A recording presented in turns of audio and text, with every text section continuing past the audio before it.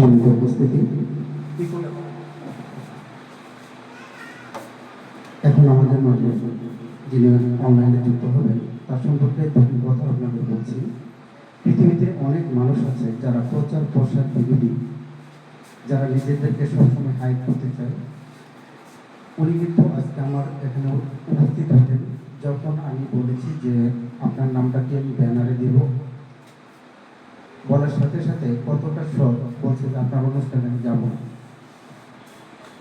শুধু নাম দিতে চেয়েছি বলে উনি বলছে আপনার অনুষ্ঠানে আমি যাবো না, আপনাকে অনলাইনে যুক্ত হবো। বললাম স্যার কেন? তো বললেন যে আমরা কখনো প্রচার প্রসারের ভিতরে থাকি না, আমরা সামনের সারির লোক না।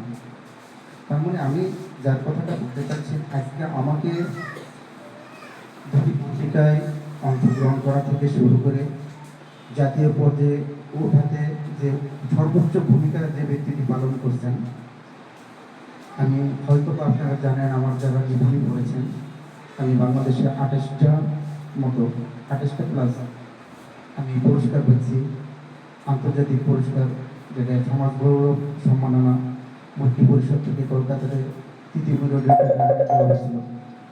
হ্যাঁ, আমাদের মাঝে যুক্ত আছেন শপথ করি। Hello sir.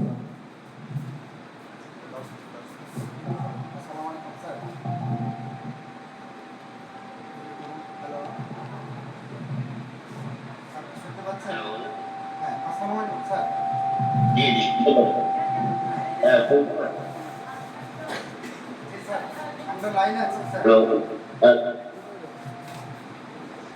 প্রথম সবাইকে আজকে এই মেঘলা সকালে আমার অন্তঃস্থল থেকে শুভেচ্ছা। আর বিশেষ করে যে উদ্দেশ্য নিয়ে আজকের অনুষ্ঠান, জাকিগিরি অনুষ্ঠান, ডাক্তার মোহাম্মদ আসলামউদ্দিন, যাকে আমি একজন সাদা মনের মানুষ হিসেবে সবসময় ভাবি, গরিবের একজন ডাক্তার হিসেবে ভাবি, সেই ডাক্তার মোহাম্মদ আসলামউদ্দিনের আজকের 42তম জন্মদিন উপলক্ষে আজকে যে একটি সুন্দর আয়োজন করা হয়েছে, আর যারা এখানে উপস্থিত আছেন গণ্যমান্য ব্যক্তিবর্গ, তাদের সাথে আমি আজকে সশরীরে উপস্থিত হতে না পেরে আমি হতভাগ্যভাবে আমি বলতে পারি এটা আমার অত্যন্ত দুর্ভাগ্য যে আমি সবার সাথে এখানে উপস্থিত হতে পারিনি। এরকম একজন মানুষের একটি এরকম একটা অনুষ্ঠান, তবে কিছুটা হইলেও এই দুঃখ থেকে পরিত্রান্ত হচ্ছে যে এখন বর্তমানে এই তথ্য যুগে, এই ডিজিটাল যুগের কারণে হয়তো আপনাদের সাথে কিছুটা শেয়ার করে নিতে পারছি,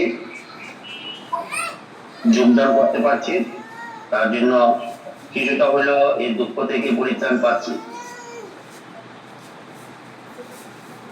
এখানে উপস্থিত যারা আজকে ডাক্তার মোহাম্মদ আসলামউদ্দিন সাহেবের জন্মদিন উপলক্ষে এখানে উপস্থিত হয়েছেন, তাদের প্রতি আমি, ডাক্তার মোহাম্মদ আসলামউদ্দিন আমার অত্যন্ত একজন প্রিয় মানুষ, আমি তাদের প্রতি ব্যক্তিগতভাবে ধন্যবাদ জানাচ্ছি। আর আজকের যে একটি এই ডাক্তার মোহাম্মদ আসলামউদ্দিনের জন্মদিনের যে একটি আলোচনার যে একটি টপিকস বা যে বিষয়টাকে নিয়ে সবচেয়ে বেশি আজকের এই আলোচনার বিষয়, সেটি হলো সামাজিক অনুষ্ঠানের নামে উপহার দেওয়া নেওয়া। এই যে একটা সংস্কৃতি আমাদের সমাজে, এটা আসলে ডাক্তার মোহাম্মদ আসলামউদ্দিনের দৃষ্টিতে একটি সামাজিক ব্যাধি। ডাক্তার মোহাম্মদ আসলামউদ্দিনের সুরে সুর মিলিয়ে, হৃদয়ে হৃদয় মিলিয়ে, মনে মন মিলিয়ে আমিও একতা পোষণ করছি, এবং এটা প্রায় আজকে অনেকদিন ধরেই আমার মনে হয় একটি বারবারই মনে উকি দিচ্ছিল যে একটা সামাজিক ব্যাধি। আর আজকে ডাক্তার আসলামউদ্দিন ভাইয়ের এই জন্মদিন অনুষ্ঠানে আজকে যে এই বিষয়টির উপর আলোচনা করছেন বা আলোচনা হচ্ছে, এটা অত্যন্ত একটা সুন্দর একটি আলোচনা। এটি আসলে একটি অনেক সময় অনেকের ক্ষেত্রে সামাজিক একটি চাপ হয়ে যায়, কারণ সামাজিকতা রক্ষা করতে অনেকে মনে করে মান সম্মানের ক্ষেত্রে, অনেকে মনে করে আমি এমন একটা অনুষ্ঠানে বা এত বড় একটা অনুষ্ঠানে গিয়েছিলাম, কিন্তু সেখানে গিয়ে কিভাবে আমি এই গিফটটা দিব। তো আসলে আমরা যে অনুষ্ঠান যারা আয়োজন করি, এটা যদি আমাদের একটা সময় বিয়ে শাদীতে যৌতুকের একটা ব্যাপার ছিল, হয়তো একটা সামাজিক আন্দোলনের কারণে আজকে এই যৌতুক কথাটা মোটামুটি আমার মনে হয় উঠে গেছে। তো এইটাকে আমরা একটা সামাজিক ব্যাধি মনে করেছিলাম। সরকারি বেসরকারি সামাজিক ভাবে বিভিন্ন ভাবে এই অপসংস্কৃতির বিরুদ্ধে সচেতন মানুষগুলো দাঁড়িয়েছিল, তাই হয়তো আজকে এই সামাজিক বিধি থেকে আমরা অনেকটাই পরিত্রাণ পেয়েছি। তেমনি ভাবে আমরা আজকে উপস্থিত যারা আছি এবং যারা উপস্থিত নাই, এখান থেকে যারা আমরা এই কথাগুলো শুনবো এবং ধারণ করব, তারা বিভিন্ন মাধ্যমে একজন আরেকজনকে বলে প্রত্যেকেই যদি প্রচারণার একটি দায়িত্ব নেন বিভিন্ন ওয়েতে, তাহলে হয়তো এইটাও একটা দিন, এই যে সামাজিক বেদি, যেটা সামাজিক অনুষ্ঠানের নামে উপহার দেওয়া নেওয়া, সেটিও হয়তো একদিন এই সমাজ এ থেকে পরিত্রাণ পাবে। আসলে একটা সামাজিক অনুষ্ঠানে যারা আমরা আয়োজন করি, প্রত্যেকের জায়গা থেকে উচিত যেন এই অনুষ্ঠানটি আসলে একটি আন্তরিকভাবে একটি ভালোবাসার বন্ধনে অনুষ্ঠানটি হয়। কিন্তু আসলে এখন বর্তমানে সেটি কোন রকমে একটা মানুষ অনুষ্ঠানে যাবে, গিয়া গিফট বা যাই বলি উপহার দিতে হবে, তার জন্য এই জন্য যাওয়া, এটাই মনে হয় এখন একটা ব্যাপার হয়ে গেছে।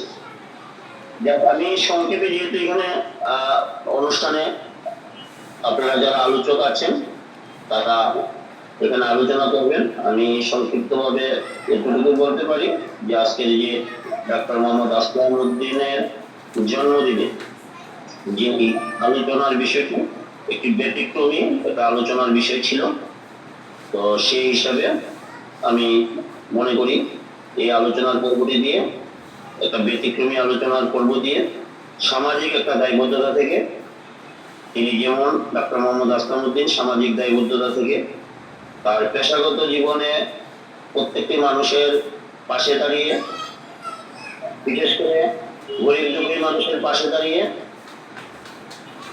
তিনি যে দায়িত্বটুকু পালন করেন, ঠিক তেমনি ভাবে আজকে তার 42তম জন্মদিনেও একটি ব্যতিক্রমী সামাজিক অনুষ্ঠানের মাধ্যমে তিনি এই দায়িত্বটুকু পালন করলেন। আমি অত্যন্ত খুশি যে আলোচনার বিষয়বস্তুটি সামাজিক অনুষ্ঠানের নামে উপহার দেওয়া নেওয়া যে অপসংস্কৃতি, সেই বিষয়টি উঠে এসেছে। তার পর্যায়ে আমি আজকে যাকে নিয়ে, যার জন্মদিন উপলক্ষে আজকে এই অনুষ্ঠান, তার বিষয়ে দুই একটি কথা বলে আমি আপনাদের থেকে বিদায় নিব। আসলে ডাক্তার মোহাম্মদ আসলাম উদ্দিনের সাথে আমার পরিচয় তারিখটা বলতে পারলো সম্ভবত 2008 কি 9 এরকম হবে, প্রায় 1.5 যুগ সময়। আজ সম্ভবত তখন ফখরুদ্দিন সরকার ছিল, তত্ত্বাবধায়ক সরকার। তো এ থেকে ওনার সাথে আমার পরিচয়, এই পরিচয়ে আসলে সেটা একটা পারিবারিক বা বন্ধনও এখন এটা রূপান্তরিত হয়েছে। হয়তো তারপর থেকে ওনাকে যেটুকু আমি চিনি, যেটুকু দেখেছি, যেটুকু বুঝেছি, তাতে দেখেছি যে মানুষের জীবনের যে সততা, কঠোর পরিশ্রম, সামাজিক দায়বদ্ধতা, এটি আমরা সত্যিকারের একজন মানুষ হিসাবে প্রতিপালন করা উচিত। প্রত্যেকটি গুণে গুণান্বিত ডাক্তার মোহাম্মদ আসলাম উদ্দিন। উনি কোনো প্রয়োজনে গাজীপুর থেকে রোগী সেবা দেওয়ার জন্য উনি ঢাকায় সকাল হইতে হইতে ঢাকায় এসেও উনি রোগীর সেবা দিয়েছে, কারণ উনি মনে করছেন যে এটা আমার একটা দায়বদ্ধতা।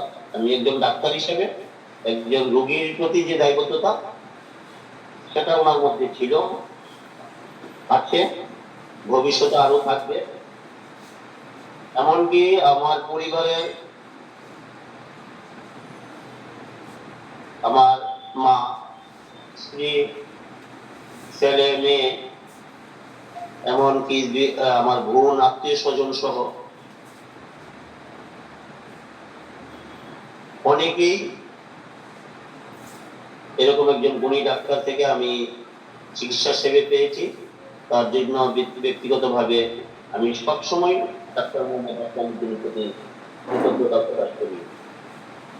আরেকটি বিষয়, ডাক্তার মোহাম্মদ আসলাম উদ্দিন এই চিকিৎসা পেশার পাশাপাশি বিভিন্ন সামাজিক কাজকর্মে, বিভিন্ন সামাজিক দায়বদ্ধতা উনি পালন করে থাকে। একজন মানুষের যে দায়বদ্ধতা, সেটি উনি পালন করে থাকে।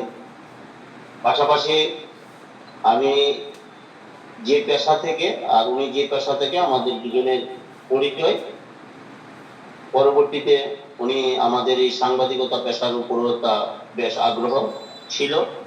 তদুপরি উনি কিছু কিছু লেখালেখি আমাদের পত্রিকাতেও করেছিলেন। পরবর্তীতে উনি ওনার গুণে গুণান্বিত হয়ে ওনার যে আমাদের সম্পাদক মহোদয় ওনাকে আমাদের পত্রিকার উপদেষ্টা হিসেবে করেছিলেন, এবং মধ্যবর্তী তখন দৈনিক গুণের সময় ছিল, এখন উনি দৈনিক ঢাকা পত্রিকার সম্মানিত উপদেষ্টা। যাই হোক, বিশেষভাবে যে কথাটি, সেটি হল আমরা ডক্টর মোহাম্মদ আসলাম উদ্দিনের জীবন ধারণের যে প্রক্রিয়া, সেটি থেকে আমরা সমাজ উপকৃত হতে পারি। আর এই গুণাবলী যদি আমরা সমাজে ছড়িয়ে দিতে পারি, মানুষের মধ্যে ছড়িয়ে দিতে পারি। আসলে আমি একটু ব্যতিক্রম মানুষ, হয়তো যারা এখানে আছেন হয়তো তাদের সাথে আমার একটা তেমন পরিচয় নাই, কিন্তু আসলাম ভাইয়ের সাথে এই চলার পথে আসলাম ভাইও হয়তো জানবেন বা জানা আছে যে আমিও একটু ব্যতিক্রম মানুষ। সেটা হলো যে অনেক মানুষ প্রচারণা করে যে খারাপ জিনিসটা এই মুখে খারাপ করছে, এই ব্যক্তি খারাপ করছে, কিন্তু আমি এটা করতে চাই না। আমার মনে করি যে আমি খারাপ প্রচারণা করলে কেউ না কেউ, যেমন একটা নাটক বা একটা অনুষ্ঠানের খারাপ জিনিসটা হচ্ছে কেউ ভালো জিনিসটা ধারণ করছে, কেউ খারাপ জিনিসটা ধারণ করে, বা কারোর মাথায় খারাপ জিনিসটা ঢুকে যায়। তার জন্য আমি বলবো কি, যে ভালো জিনিসটাই আমরা প্রচারণা করব। যারা সচেতন মানুষ তারা খারাপ জিনিসটাকে কোনোভাবেই আলোচনায় সমালোচনায় আনবো না, বরঞ্চ আমরা খারাপ জিনিসটাকে সারাক্ষণ প্রশংসা করতে থাকবো, যেন অন্য মানুষগুলোর কানে সবসময় ভালো জিনিসগুলো, ভালো ভালো কর্মগুলা, ভালো জিনিসগুলি, ভালো অর্থগুলি তাদের মধ্যে প্রতিক্রিয়া দেখা দেয়। তো ডক্টর মোহাম্মদ আসলাম উদ্দিনের আজকের এই জন্মদিন অনুষ্ঠান সার্থক সফল হোক। আপনারা যারা উপস্থিত হয়েছেন, আমার কথা ধৈর্য সহকারে শুনেছেন, তাদের প্রতি আমি কৃতজ্ঞতা প্রকাশ করছি। আপনারা সবাই ভালো থাকবেন, আমাদের জন্য দোয়া ও আশীর্বাদ করবেন। সবাইকে ধন্যবাদ।